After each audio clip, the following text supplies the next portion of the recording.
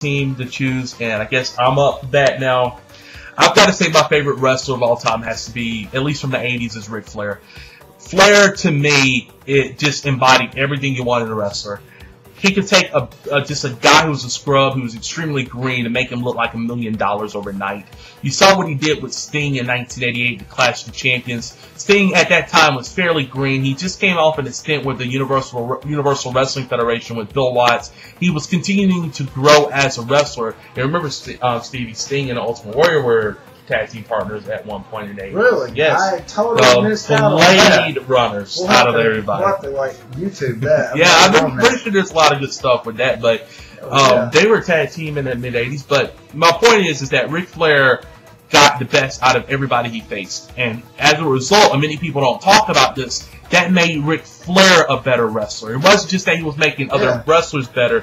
He was making himself a whole lot better by how he was working and all of the advice and all of the stuff that he had learned over the course of his career, really, really matriculating in the 1980s.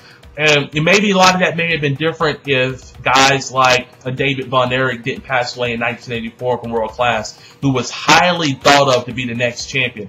If it wasn't for guys like Lex Luger, who many thought should be the world champion, and while the company and Dusty wanted to hold off on that and make sure that Flair stayed the champion.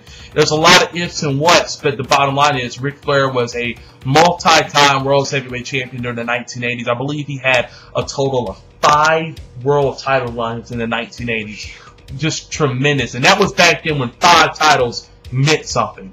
It does. Not like 5 titles like the darn 9-time champion John Cena today.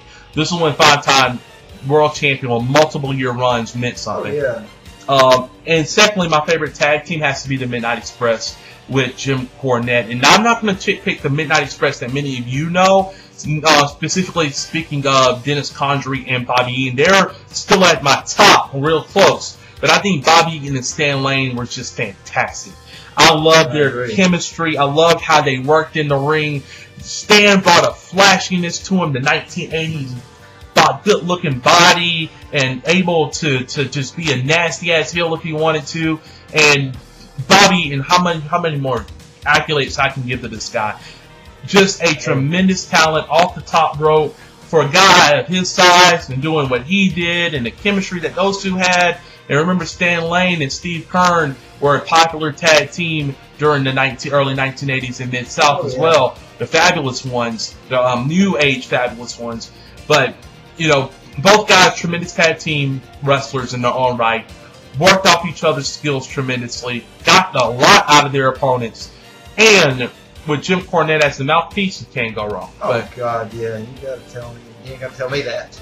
One of my favorites. But thanks, guys, for checking out the Secluded Paradyme, the special edition. This is my boy Stevie Kirby, and thanks for joining the Paradigm today, man. No good friend, been a friend for a long time, wrestling guy, and y'all got to check out Stevie, man. I'm gonna put up a link for you guys and a little image right here. He's coming out with a new CD. He's a musician. He's kicking tail, and you never know, he may have a track for the Secluded Paradyme. You know, that may be in the works. I would love to do like at some point maybe just play and plug for the Secluded Paradyme one day. I mean, because we're on TV for broadcasting for the net. Everybody does YouTube. Everybody does this. Everybody does that.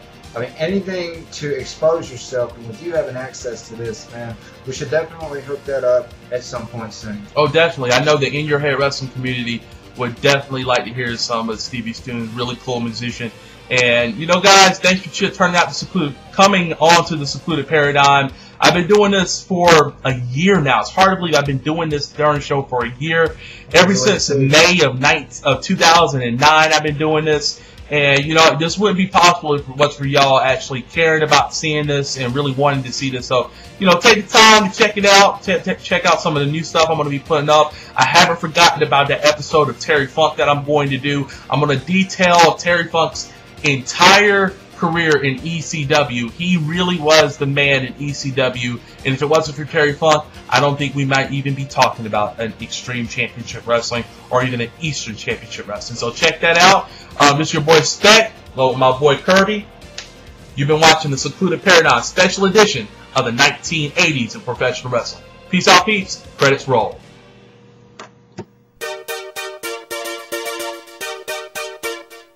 Boom, boom.